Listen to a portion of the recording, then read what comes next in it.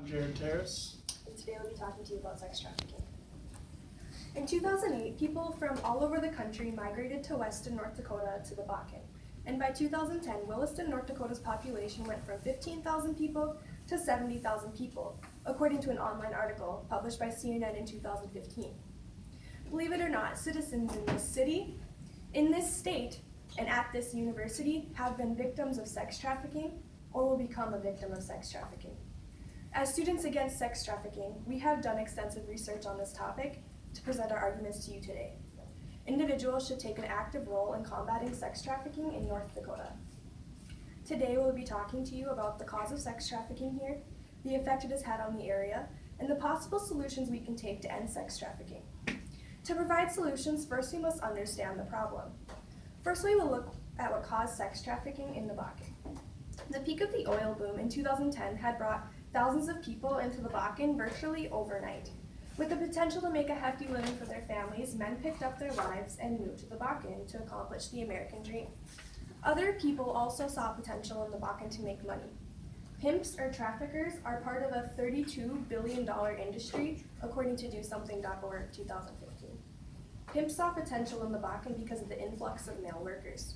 According to Ahara, a university researcher at Harvard University, the influx of young, unaccompanied men fuels the sex trafficking market in the Bakken.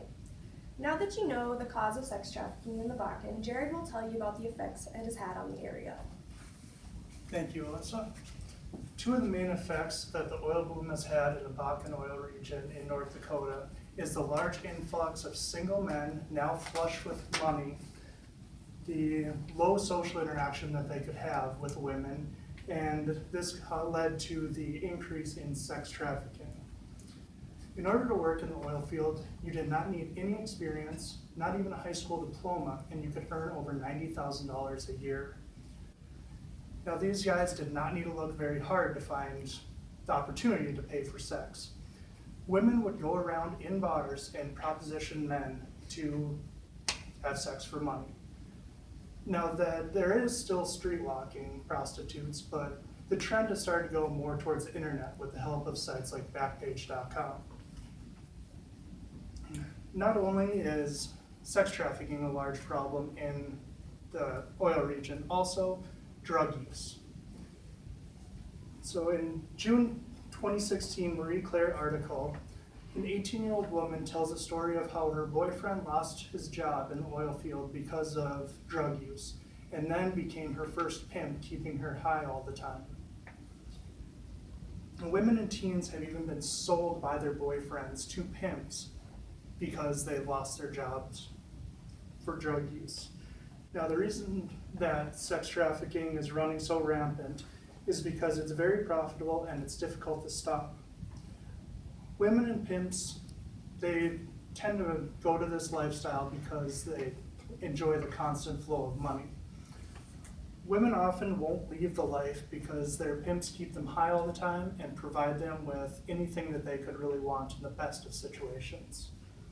According to a report by Urban Institute in February 2017, pimps and traffickers can earn between $5,000 and $33,000 a week. Now, sex trafficking is not easy to shut down because in stings, the police will only catch the sex worker and not the pimps because they are not even around and they still have more women that they can sell. Even if a pimp is caught, they're always moving around. Pimps and traffickers usually only stay in the city for 1 week at a time, which means that there's always more coming around. Now that you've heard the causes and effects of sex trafficking in North Dakota, let me turn you over to Austin for the solutions. Thanks, Jared. So the solutions to sex trafficking in North Dakota really boil down to two main points. There's the short-term solutions and there's the long-term solutions. So just taking short baby steps and asking ourselves what's simple or what can we do right now, we'll take a look at short-term solutions. And the main one of this is a simple statement, which is education, meaning being able to identify what is and isn't sex trafficking. The Polaris Project, a website dedicated to sex trafficking prevention, in their most recent mission statement as of March 2017, suggests that knowing the signs and warnings is currently the #1 solution in ending sex trafficking. Now, why is education so important to end this problem? It's a pretty simple logic loop. If we are, like, for example, take us as students. If a student studies the night before a test, they're most likely going to pass the test with flying colors. But a student who doesn't study it is most likely going to fail.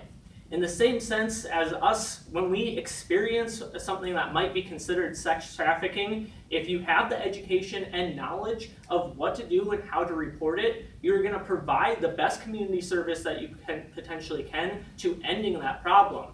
Whereas if we stand where we are today without knowing what sex trafficking actually is, what the signs and warning signs are, we're not going to understand what sex trafficking is, and it's going to continue to happen in our community. Now, how do we actually get to this point where we have knowledge?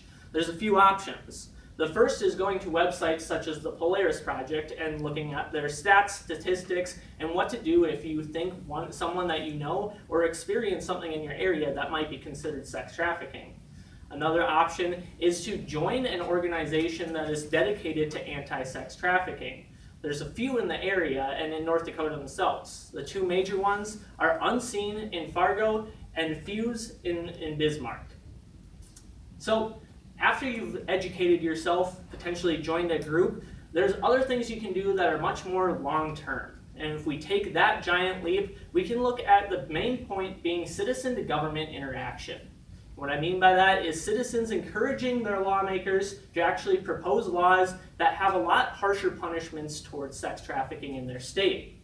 In fact, the U.S. Department of Justice, in their January 2017 report titled National Strategy to Combat Human Trafficking, advises that current legislation on sex trafficking has lenient tendencies that must be eradicated in order for sex trafficking to decrease.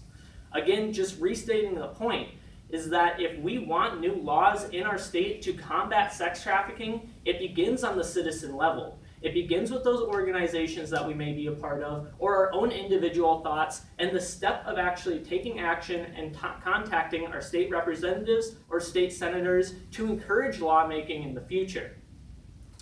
But to conclude, what we come down to is that our group encourages every individual to have an active part in combating sex trafficking. And today, we've gone over 3 parts of the sex trafficking problem. The cause, mainly the oil boom in North Dakota, the effect, the demand that is there for these men, and the pimps that are running the sex trafficking area. And finally, we've gone over some solutions. And as a group, we encourage all of you to take part in one of the 3 solutions that we presented. Whether that's simply gaining education and looking at statistics and facts of sex trafficking, joining an anti-sex trafficking organization, or contacting your state representative or state senator to enact laws in the future to have harsher punishments for sex traffickers, that's how we'll end sex trafficking. We can be the individuals in this classroom that end sex trafficking in North Dakota and in the Bakken region. And soon, there won't be any need to have any persuasive speech on this topic. Thank you.